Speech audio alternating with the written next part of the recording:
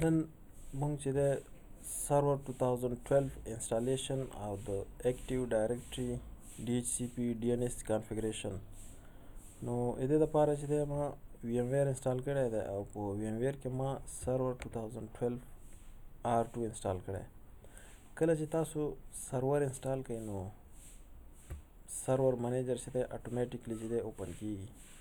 کله چې اوپن شو په لوکل سرور باندې کلیک کړئ. دا هغه پیج دی چې په دې کې موږ مکمل سیټینګ کولی شو د سرور. نو د اکټیو ډایرکټرۍ نه مخکې موږ باید یو څه سیټینګ چې دی هغه وکړو، بیا څه وکړو اکټیو ډایرکټري انسټال کړو. نو سیټینګ اول دا دی چې ټایم زون چې دی فعلا په US ان کاناډا سلیکټ دی. دا باید زه چې دی کابل ته چینج کړم.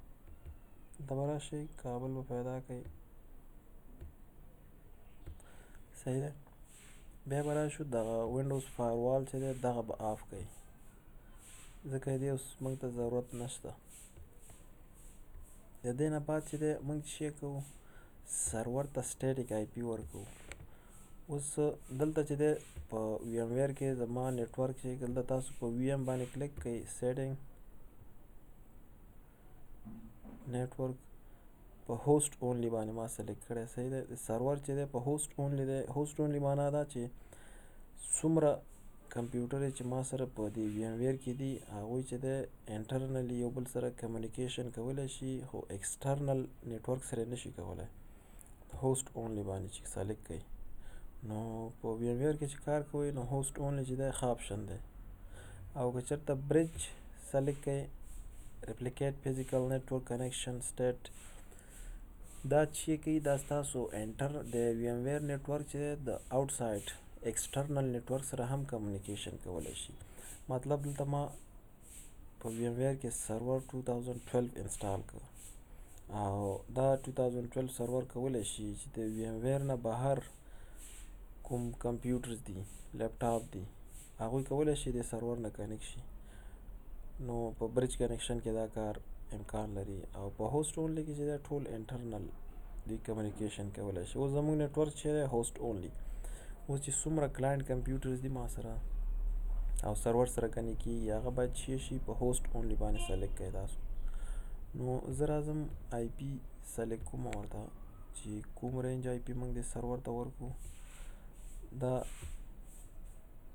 تاسو خپله خوښه ده، صحیح ده. زه خپله اوس ورکوم 192.168.0.10 C کلاس ما ورکړه ورته، صحیح ده. ګیټ وی هم پرووایډ کوم .168.0.1 DNS چې دی زه همدغه IP ورکوم .0.10.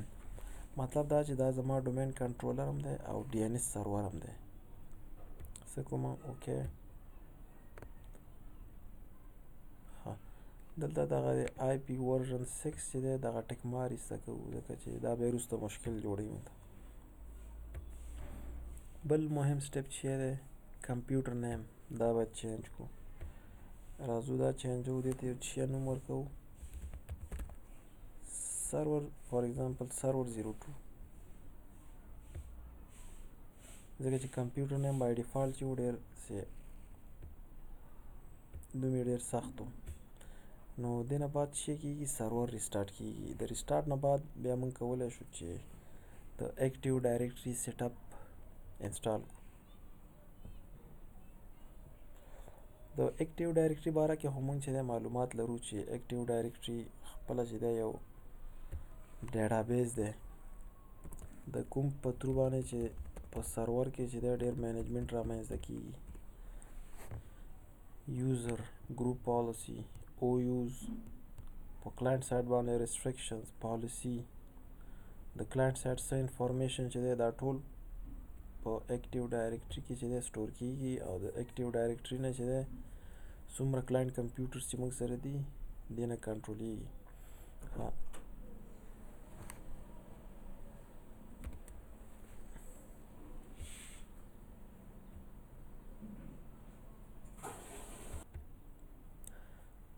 دلته ریسټارټ نه بعد چې دی ګوره ټایم زون چې دی کابل، کمپیوټر نیم چې دی سرور 02 دی، firewall off دی IP زما 192.168.0.10 نو مطلب دا چې زما اوس چې د اکټیو ډایرکټري انسټالیشن چې د سرور ریډي دی نو د اکټیو ډایرکټري دپاره راځم په مینیج باندې کلیک کوم ایډ رولز ان فیچرز نیکسټ دلته چې کومه اکټیو ډایرکټري ډومین سروسز سلیکټ کوم نیکسټ انسټال اوس به موږ سره د اکټیو ډایرکټري رول انسټال شي د رول انسټالیدو نه بعد بیا موږ چې کوو اکټیو ډایرکټري کانفیګر کوو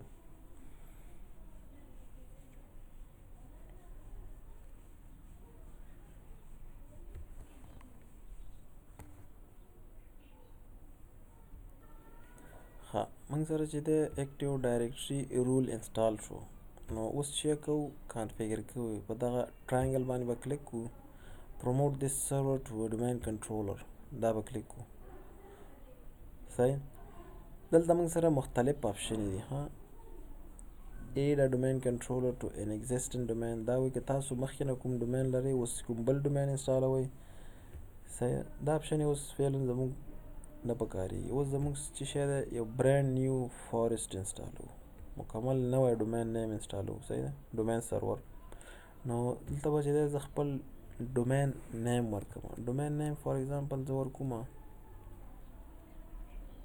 فار ایگزامپل یو فرینډلی نیم lab.org دا چې دی زما ډومین نیم شو دا نیکسټ کوو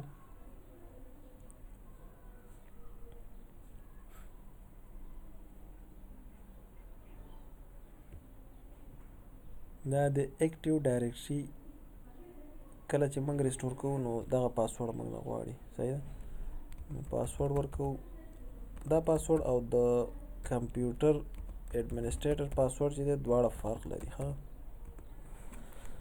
دلته وایي ډي ان اس فعلا موږ نه دی انسټال کړی دې نه بعد ډي ان اس انسټالو نو دا میسج د ډي ان اس د خاطره ورکوي نیټ بایس نیم چک کوي او د نه بعد چې دی اکټیو ډایرکټري چې دی انسټالیږي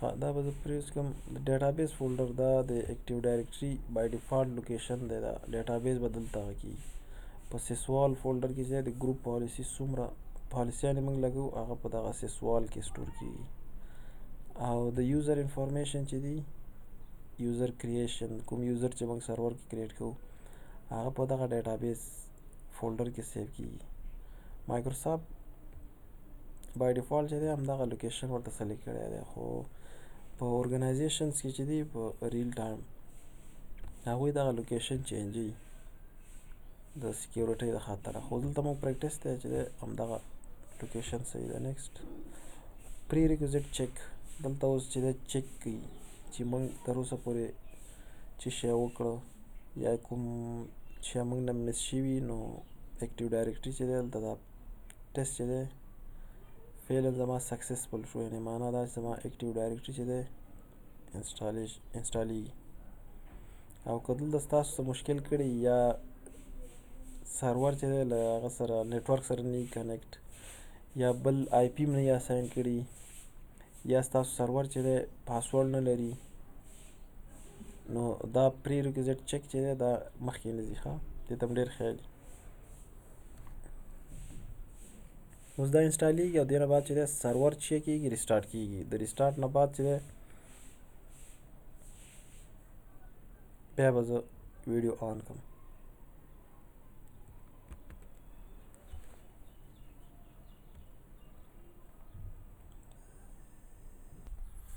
ها کله چې اکټیو ډایرکټري انسټال شي او کمپیوټر ریسټارټ شي نو موږ نه چې دی یوزر نیم پاسورډ غواړي مخکې که خیال مې د ایډمنسټریټر سمپل راته اوس چې دی لیب بیک سلش ایډمنسټریټر معنا دا چې لیب زما ډومین نیم دی د ډومین په ایډمنسټریټر باندې چې دی زه اوس لاګین کېږم ښه د سرور پاسورډ ورکوم خیال مې شي په سمپل ایډمنسټریټر لاګین نه شي د ډومین په ایډمنسټریټر باید چې کوم لاګین شو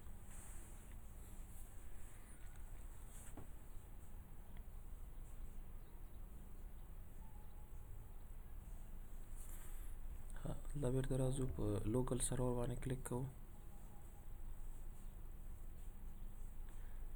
دا ګوره اور ګروپ چې دی زموږ په ډومین بدل شوی lab.org. صحیح. اوس موږ چې کوو په لینک کارت باندې کلیک کوو او دې دغه آی پی سیټینګ ګورو. د اکټیو ډایرکټري انسټالیشن نه بعد چې دی دغه ایډرس چې دی که خیال مې دا ما 192.168.0.10 ورکړی، اوس چې دی 127.0.0.1 لوپ بیک ایډرس یې اخیستی. دغه بیرته چې دی موږ چې کوو هماغه رینج ته راړو، ځکه چې همدا زما اوس ډي ان ایس سرور هم دې نه جوړېږي. دا اوکې کوو او دغه لینک کارت سټیټس ګورو. دا باید چې شي lab.org راشي. اوس ان آیډنټیفاید نیټورک دی، چې کوو یو انیبل ډسیبل کوو دا لینک کارت. دا ګوره دا به اوس موږ چې شي lab.org ډومین نیم به واخلي. صحیح ده. ښه، دنه بعد موږ ځو ډي ان ایس سرور انسټالو. ډي ان ایس سرور بای ډیفالت چې دی د اکټیو ډایرکټري سره چې دی انسټالیږي. او په ډي ان ایس سرور کې چې دی دوه زون دي، فارورډ لوک اپ زون او ریورس لوک اپ زون. فارورډ لوک اپ زون چې دی نیم آی پی تاړي او ریورس لوک اپ زون چې دی آی پی چې دی نیم تاړي. نو د اکټیو ډایرکټري انسټالیشن سره فارورډ لوک اپ زون چې دی اتوماتیکلی چې کیږي کانفیګر کیږي. دا وګوره دا تیار کانفیګر ده، ټول انټری چې ضرورت لري دا اتوماتیکلی کانفیګر شوي دي. خو اوس موږ صرف چې کوو دغه ریورس لوک اپ زون چې دی دغه کانفیګر کوو. د ریورس لوک اپ زون لپاره موږ راځو په نیو زون کلیک کوو. نیکسټ پرایمری زون ټو آل ډي ان ایس. نیکسټ دلته ورته نیټورک شو کوو موږ 192.168.0. allow only secure dynamic update recommended for active directory. دا ټیک مارک سلیکټ کوو. نیکسټ فینیش. اوس موږ سره چې دی ریورس لوک اپ زون چې دی کانفیګر شو. نو دلته چې دی موږ اوس یو پی ټي آر جوړو. پی ټي آر معنا دا چې کوم یوزر چې سرور سره کنیکټ کیږي د هغوی به دلته یو انټري راځي. نو یو طریقه دا ده چې دلته موږ رایټ کلیک کوو، نیو پی ټي آر سلیکټ کوو او دلته ورته ډي ان ایس سرور آی پی شو کوو. بیا براوس سرور 02 فارورډ لوک اپ زون lab.org او دلته په سرور 02 باندې کلیک کوو. اوکې کوو. دا ګوره پوینټر پی ټي آر دا موږ سره راغی. صحیح ده. اوس چې څومره کلاینټ کنیکټ کیږي سرور سره د هغوی به دلته اتوماتیکلی چې دی انټري کیږي. او که چېرته دا طریقه فار ایگزامپل څه مشکل ورکوي تاسو ته یا کمپلیکیټډ وي، نو زه دا ډیلیټ کوم. یو بله ایزي هغه چې دی په lab.org باندې تاسو کلیک کوئ په فارورډ لوک اپ زون او دلته په سرور 02 باندې رایټ کلیک کوئ. پراپرټیز اپډیټ اسوسییټډ پوینټر پی ټي آر ریکارډ. دغه هم چې ټیک مارک کوئ تاسو اپلای اوکې کوئ. دلته په فارورډ لوک اپ زون کې چې څه انټري راځي نو اتوماتیکلی چې دی هغه به ریورس لوک اپ زون ته ټرانسفر کیږي. اوس ګوره په فارورډ لوک اپ زون کې چې دی موږ سره سرور 02 دپاره یو انټري شوې ده. زه اوس وایم چې دغه انټري باید ریورس لوک اپ زون ته هم ټرانسفر شي. نو دلته چې دی زه چې کوم یو ریفریش کوم، خیال هم دی ریفریش سره چې دی دغه انټري راغله. همدا انټري چې دا ګوره مخکې ما سټیټیکلی کړی و هم کار کوي، خو داسې هم کار کوي. صحیح. ښه، اوس موږ سره تقریبا ډي ان ایس سرور چې دی کانفیګر دی. زه راځم یو ان ایس لوک اپ کمانډ اپلای کوم. صحیح دی. سرور 02.lab.org مطلب دا چې زما ډي ان ایس سرور چې دی پراپرلی کانفیګر دی. زه اوس چې کوم خپل ډومین نیم چې دی پین کوم. دا ګوره ډومین نیم چې دی چې شی شو آی پی ته واوښته. دا د فارورډ لوک اپ زون کار دی. ها، او نیم چې آی پی تاړي هغه به چې کوي ریورس لوک اپ زون. نو ډي ان اس سرور چې دی د اکټیو ډایرکټري نه بغیر اکټیو ډایرکټري د ډي ان اس نه بغیر کار نشي کولی. نو دا په ډومین انوایرمنټ کې چې دی موږ سره ډي ان اس سرور ډېر ضرور دی. ډي ان اس چې دی د کلاینټ او سرور ترمنځ چې دی کمیونیکیشن ډېر تیزوي او نیټورک چې دی ډېر سموتلی کار کوي. نو اوس چې دی موږ ډي ان اس هم انسټال کړو، نو دې نه بعد چې دی موږ څه کوو، ډي ایچ سی پي سرور انسټالوو. د ډي ایچ سی پي دپاره هم د مینیج ته راځو. په مینیج کې ایډ رولز اینډ فیچرز دلته چې کوو ډي ایچ سی پي سرور سلیکټ کوو. ها ډي ایچ سی پي سرور دا ضرور نه دی چې په ډومین کنټرولر کې موږ چې دی ډي ایچ سی پي انسټال کوو، خو د ضرورت وخت کې که چېرته موږ سره بل راوټر نه وي یا ټي پي لینک راوټر نه وي، بل سرور نه وي چې موږ په هغې کې ډي سی پي انسټال کړو، نو موږ بیا کولی شو چې د خپل ډومین کنټرولر نه موږ هم چې وکړو ډي سی پي انسټال کړو. دا آپشنل دی. کې داسې ارګنایزیشن ډېر دي چې په هغې کې چې دی په ډومین سرور کمپیوټر کې چې دی ډي سی پي څوک نه انسټالوي. ډي سی پي دپاره هغوی خپل بیل راوټر لري، ټي پي لینک راوټر یې، مایکروټیک، لاینکس سرور یې، نور قسم قسم راوټرې دي چې ډي سی پي هغوی چې دی په هغې کې انیبل کوي او انسټالوي. خو دلته اوس موږ پریکټس دی، موږ باید په وینډوز سرور 2012 کې هم پوه شو چې ډي سی پي څنګه انسټالیږي. ها ډي سی پي رول چې دی ما سره انسټال شو. اوس چې کومه دا زه کانفیګر کومه، بیا راځم په دې ټراینګل باندې کلیک کومه، کمپلیټ ډي ایچ سی پي کانفیګریشن، نیکسټ. دا د ډي سی پي سیټینګ دپاره اتورایز یو یوزر سلیکټ کوي چې باید یوزر نیم چې دی همدا لیب ایډمنسټریټر چې دی همدا باید ډي سی پي چې دی هینډل کړي. کلوز. اوس چې کومه ټولز مینو ته راځم او په ډي سی پي باندې کلیک کوم.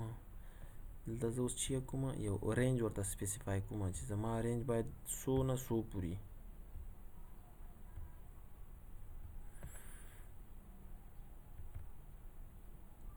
دا ایکسپینډ کوم په آی پی ورژن 4 باندې رائټ کلیک کوم یو چې کوم نیو سکوپ.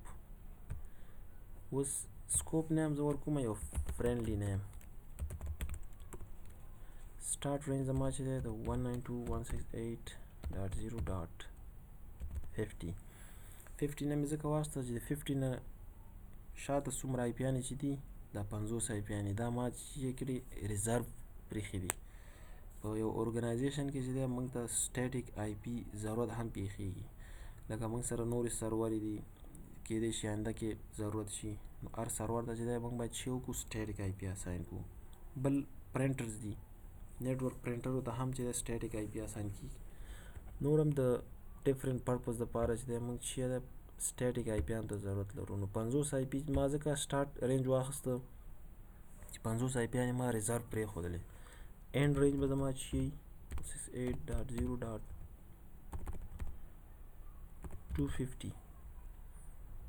ډي سی پي سرور به زما د 192.168.0.50 نه سټارټ کوي، په 192.168.0.250 آی پیانې به ریلیز کوي، یوزرو ته به یې ورکوي.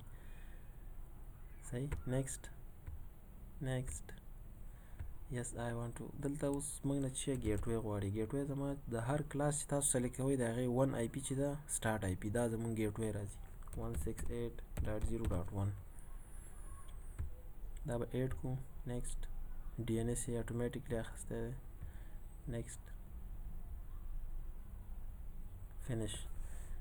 ډي سی پي موږ سره تقریبا چې دی کانفیګر شو. اوس موږ څه کوو،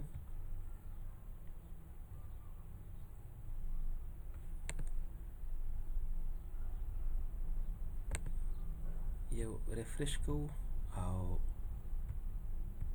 دا کلوز کوو، دا مینیمایز کوو او موږ سره فعلا ډي سی پي چې دی کانفیګر شو. اوس زه څه کوم، یو کلاینټ کمپیوټر اوپن کوم او هغې کې چې دی ډي سی پي، ډي ان اس او اکټیو ډایرکټري کې به یوزر جوړ کړو او دا به ټول چیک کوو چې زموږ دا څومره کار وکړو چې دا کار کوي که نه. نو فعلا دپاره زه چې کوم یو وینډوز 10 کمپیوټر دا اوپن کوم. اوس دا وینډوز 10 چې دی د وي ایم باندې چې زه کله کلیک کوم او سیټینګ وګورم دی او نیټورک باندې زه کلیک کوم دا ګوره دا هم په هوسټ اونلی سلیکټ دی سرور هم په هوسټ اونلی سلیکټ و دا هم باید په هوسټ اونلی که چېرته کلاینټ ستاسو په بریج موډ باندې سلیکټ وي او سرور په هوسټ اونلی بیا ستاسو دا کمیونیکیشن کار نه کوي ها ټول نیټورک باید ستاسو شي په هوسټ اونلی که چېرته بریج نیټورک هم سلیکټ سرور هم باید بریج موډ سلیکټ وي او د سرور نه چې څومره کلاینټ کنیکټ وي هغه ټول باید بریج موډ نه کنیکټ وي اوس فعلا شی دی هوسټ اونلی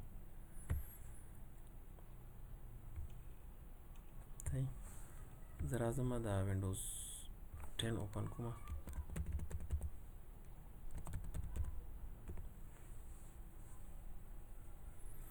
د وینډوز 10 دپاره چې دی اول به زه دا د سرور سره چې دی جوین کوم نو د جوین کېدو نه مخکې دا ګوره dhcp سرور چې دی آی پی ورکړه ورته lab.org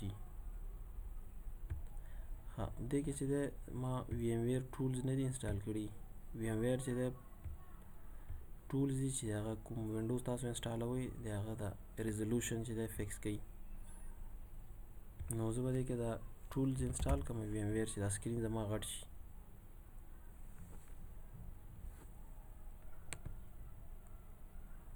دا مای کمپیوټر چې دی سره زموږ ډیر کار دی او کنټرول پینل دا باید شي په ټاسک بار باندې موږ سره موجودي زه اوس چې کومه وی ایم ویر ټول انسټالوم ها که ستاسو هم نه انسټال او سکرین ستاسو داسې وړوکی راځي نو تاسو هم چې وکئ دلته په وی ایم باندې کلیک کړئ او دلته چې ووهئ انسټال ټولز بیا چې کله ټول انسټال باندې هم کلیک کړ مای کمپیوټر ته به راشئ او په دغه ډي وي ډي ډرایو دغسې یو شکل کې راځي 95 MB فایل دی دا به کلیک کړئ ډېر سمپل سیټ اپ دی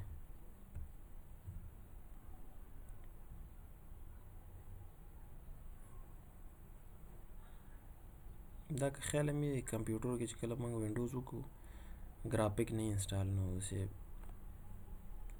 پکچر کوالټي صحیح نه وي یا سکرین ریزولوشن صحیح نه وي نو دا په وی ایم ویر انوایرمنټ کې چې دی دا هم دا وی ایم ویر ټولز چې کله انسټال کوي نو هر څه دې سره انسټالیږي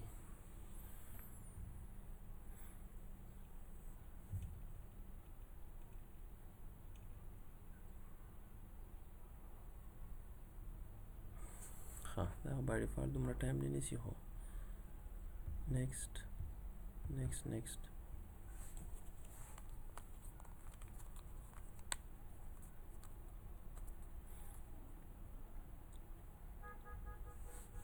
تر څو چې دا وی ایم ویر ټول انسټالیږي نو موږ څه کوو سرور ته راځو او په سرور کې یو یوزر نیم جوړو په اکټیو ډایرکټري یوزر ان کمپیوټر کلیک کوو دلته اوس چې کوو په lab.org په یوزر باندې رائټ کلیک کوو نیو یوزر فار ایگزامپل دا هغه یوزر دی چې اوس جوړوم زما کلاینټ څومره کمپیوټر چې دی په همدې یوزر نیم به لاګین کېږي اوس د وینډوز 10 دپاره زه چې کومه په سرور 2012 کې زه یو هغه جوړم یوزر نیم به زما څه په نامه وي علي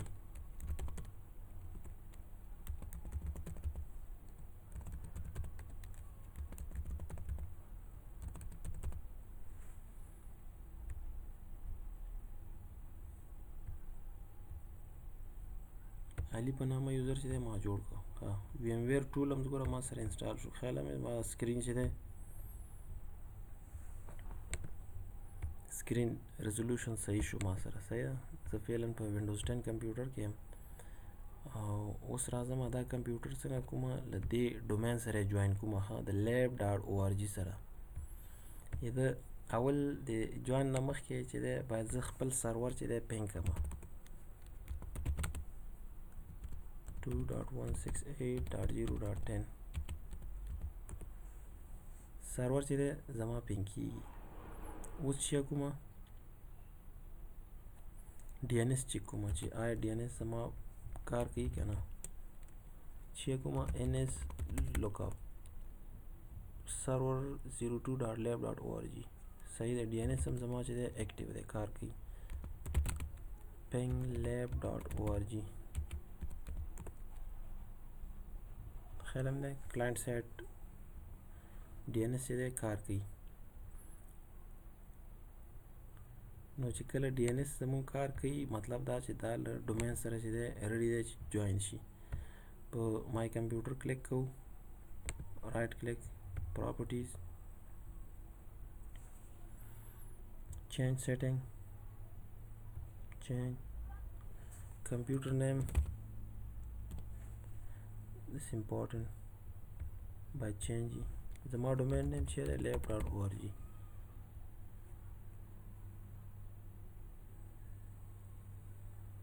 د سرور یوزر نیم پاسورډ غواړي ها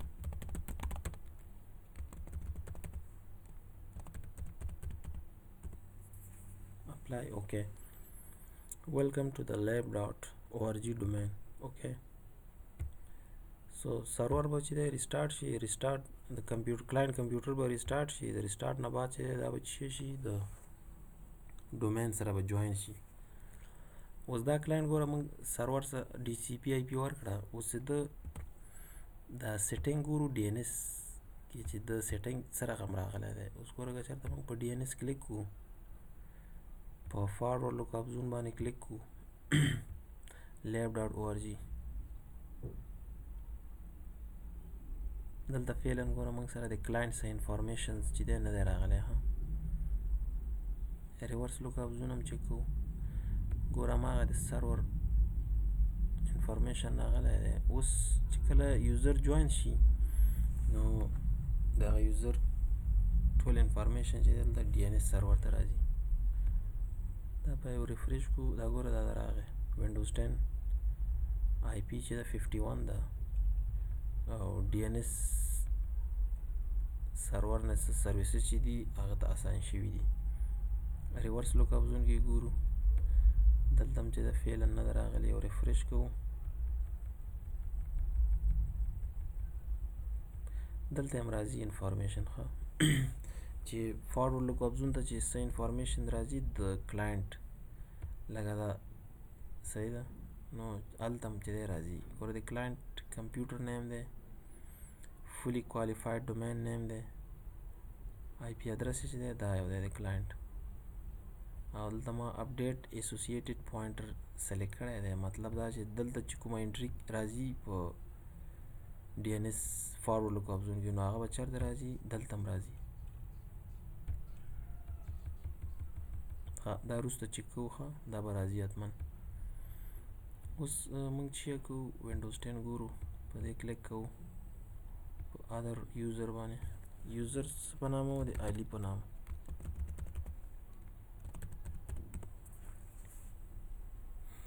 علي یوزر چې دی موږ سره لاګین شو اوس دغه علي یوزر چې دی فعلا چې دی د ډومین سره جوین شو دا د ور ګروپ نه ووته اوس په ډومین انوایرمنټ کې چې دی دا چې شو انکلوډ شو علي چې دی اوس انسټالیشن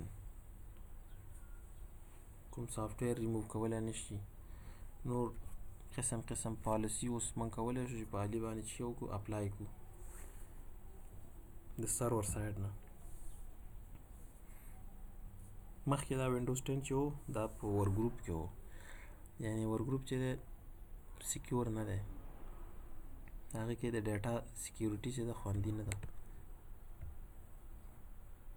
اوس موږ څنګه معلومولی شو چې دا ډومین سره جوین شوی او که نه نو اوله طریقه دا ده چې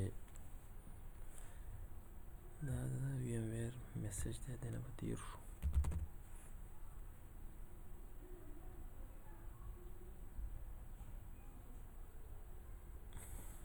دا پروفایل یې جوړېږي اول ځل چې دی ټایم لږ نیسي په مای کمپیوټر باندې چې دی رایټ کلیک کوو او ګورئ دا ټاسک بار ته ټرانسفر کوو په دې رایټ کلیک کوو یا د پراپرټیز ته ځو دا ګورئ د ډومین lab.org کمپیوټر که خیال یې دلته مخکې ور ګروپ راځي ځکه اوس ور ګروپ نه دا کمپیوټر وته دا چې شو دا د ډومین سره جوین شو صحیح ده. او موږ په سرور کې چې یو یوزر جوړ کړ ورته د علي په نامه، او هغه یوزر چې دی لاګین شو. اوس سرور کې موږ څنګه معلومولی شو چې یوزر چې دی لاګین شوی چې د هغه دلته انفارمیشن راځي او که نه. په سرور کې چې کله موږ اکټیو ډایرکټري یوزر ان کمپیوټر اوپن کړو او دلته راشو په کمپیوټر باندې کلیک کوو، نو دا ګوره وینډوز 10 کمپیوټر چې دی دې سره ایډ دی. همدارنګه دې سره نور کمپیوټر څومره چې ورسره جوین شي دلته به ټول مکمل چې شي یو لیست به راځي. وینډوز 8 کمپیوټر، وینډوز 7، هر یو کمپیوټر چې جوین شي نو دلته چې دی لیست راځي. نو دا نن موضوع زمونږ چې وه همدا وه. په نورو ویډیوز به بیا کار وکړو چې موږ نور څه شی کولی شو په دې سرور انوایرمنټ کې. دا ډېر یو کمپلیټ سرور دی چې هر څه موږ وغواړو په دې کې کولی شو. همدارنګه نور کمپیوټر چې دي دا هم زه کولی شم. وینډوز 8 یو بل وینډوز 10 دی ما سره، دا ټول چې کوم سرور سره جوین کوم او سرور کې یوزر جوړ کوم او زما د سرور چې شي یو ممبر شي دا کلاینټ کمپیوټر. نو دا د نن موضوع. په بل موضوع چې دی په بل ویډیو کې به کار وکړو.